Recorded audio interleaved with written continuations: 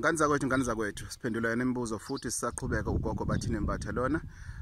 Omunye umbuzo obekhona lana komunye obukelayo wathi wesalukazi sendoda yazi lana angazi ngibeke njengombuzo noma ngibeke njani, kodwa lana salukazi sendoda ngihlela ukwenza umsebenzi ngihlaba imbuzi impela ngeke ngaba sengozini emoto.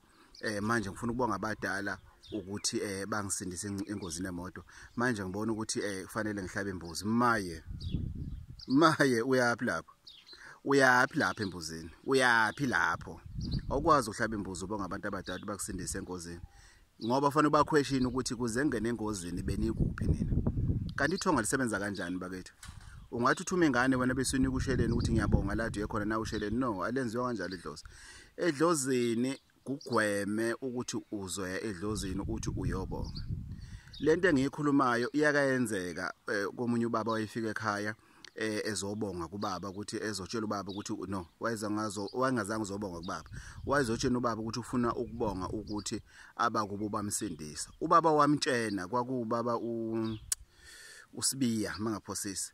Wamtshela wathi weSibiya, uyabona uma ungayenza lokho imoto zakho ziyofa zonke. Imoto zakho zizohlala zifa, zizohlala iphuka, uzobona wena. Ayi ngiyakhumbula uSibiya ngoba bathi bebekhuluma ngaye ngiphumela mina ngangaphandle ngiqhula imithi. uSibiya waphuma enxapha wathi ayi uShando ngathi akasayazi into ayenzayo. Bengakona ukuthi ubaba akayazi into ayenzayo.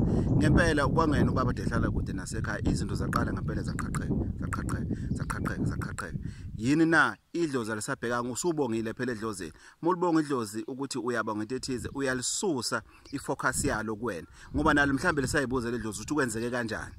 Wena ungaya emuntwini uyocela ukuthi ucela umuntu ekusize ukuvala umkhokha ukuthi lento lena yengozi ingalokho yenzeka njalo. Hayi ukuthi wena kube wena manje na ohamba uyothi edlozini hayi nina bosi bani ngizoshisa impepho ngizonibonga ukuthi nangisindise engozini emoto. Abakusindisayo engozini emoto ngoba imoto yafa egcineni. Wena nje ungazange ufe. Yini abayenzile bebekuphi?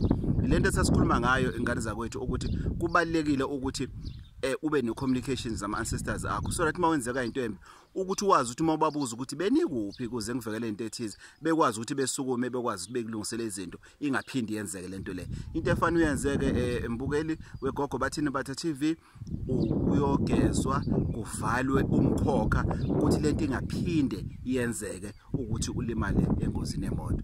Ngane zakwethu ngiyabonga kakhulu ukungisupporta. Ngiyacela ngane zakwethu ukuthi nifake ama comments engenzansi nisho niphawule ngendlela emphawula ngayo. Ngiyacela siphawuleni positive and negative. Whatever comment onayo ngiyamukela, kodwa angabe ama comment a negative nje kuphela. Nokuncoma niyakuthanda nayo ukuthi bakhola la nifuna uncoma khona nencome. Ngane zakwethu inkosi ithole umusa kuyisabathe labangcwele. Amen.